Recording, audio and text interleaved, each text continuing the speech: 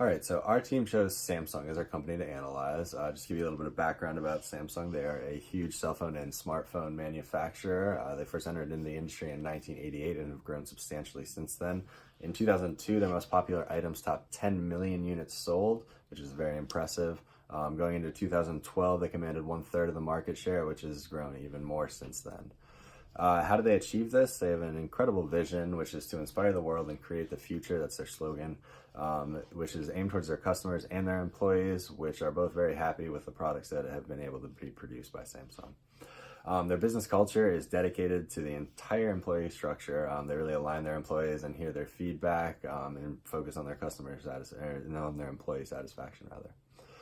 They have a thorough understanding of their supply chain and they minimize their suppliers but have great relations with them. They do a lot of their production in-house, over 70%, which allows them to be more reactive towards the market and allows them to maintain a competitive advantage there.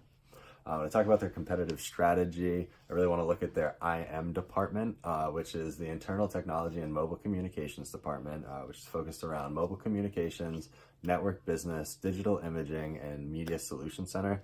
This is where they've really been able to corner the market. They realized that they needed to make smartphones in the early 2000s. That was the shift of the market. And since then, they've been developing at a rapid rate. And this department attributes over 50% of the revenue gained by the entire company. How did they do this? In the past, they followed companies, but other leaders in the industry, such as Nokia. But Nokia failed because they didn't realize that they needed to shift towards the smartphone market. They thought that they could continue being the cost leader, which is where Samsung realized its competitive advantage and became a leader in the industry. How did it become a leader? Overall low pricing and a huge range of products that it offers. This is in contrast to Apple, which offers incredibly high prices for a really, really catered device, but they don't have a lot of differentiation between their different products. They've been able to corner the large market share in that regard and have really become a leader in that department. Another really key factor is that they employ over 40,000 employees in research and development, and this number has grown even more into 2017 and 2018. This allows them to become a leader in the market, which is their main focus now. They also have the vertical integration, which is a really key aspect. The 70% in-house production allows them to stay really reactive to the labor market and produce cutting-edge products. So in conclusion, they're incredibly competitive. Their patents allow them to maintain their innovative property, which they maintain millions of, and they really cater towards a large market share with low prices and allows them to maintain an incredibly big competitive advantage there. Hello, my name is Minchul, and I'll be talking about Samsung's functional and innovative products. Looking at this timeline, Samsung has evolved to become the world's leading brand in electronics and appliances. We are familiar with many types of products such as Samsung smartphones, TVs, laptops, and many more, but Samsung also has many different products that we don't even know about. During class, we have learned that functional products are the products that are bought in a variety of retail outlets with long life cycles and a highly predictable supply and demand with low profit margins due to a number of competitors producing them. A common example of a Samsung's functional product would be their Galaxy smartphones. When the smartphone first came out, it was an innovative product, which we will talk about later, but Samsung's smartphones have become functional as they are seen in most retail stores, have predictable supply and demand, and have numerous competitors such as Apple, Google, Motorola, and many more. In addition to smartphones, some other functional products would be their TVs, which I'll be talking about more later, and also their laptops, which we see students use every day here at Virginia Tech.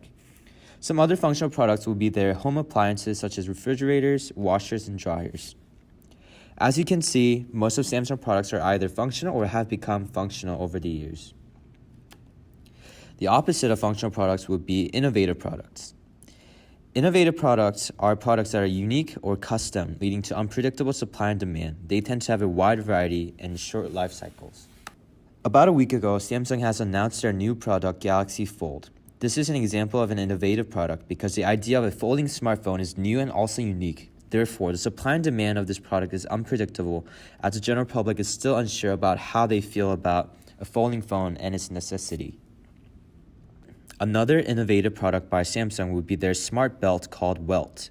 Because this is a unique item and its price goes up to $250, the supply and demand is unpredictable as many consumers may not feel the need to buy a belt that is overpriced, which leads to a short life cycle. And now, enjoy this quick video. Hello everyone, welcome to my house. And if you see right here, it's a Samsung TV. And if we go over to my friend's house next door,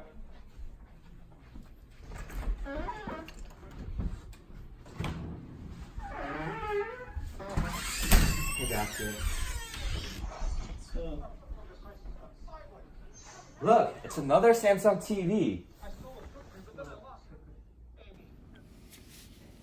As you saw from the video, the fact that Samsung products can be easily found in college students' houses signify that most Samsung products are primarily functional. Although they may be producing products that are innovative that is limited to a certain number of consumers, Samsung products can be easily found in retail stores with predictable supply and demand. Furthermore, the presence of many competitors in the market also contribute to the fact that Samsung products are primarily functional. Samsung has 38 manufacturing locations across the globe, majority of which are in Korea, and they also have all their production done in-house, which allows for more responsiveness. As far as inventory goes, the inventory is held near the customers at retail locations, so this also allows for responsiveness to the customer. And then for transportation, Samsung uses lightweight, minimal packaging, and also optimizes their routes. And this allows for saving money on gas, and they're also able to get more products into the trucks and get to the customers quicker. And then Samsung also uses their own fleet instead of outsourcing. So this allows for, again, more responsiveness.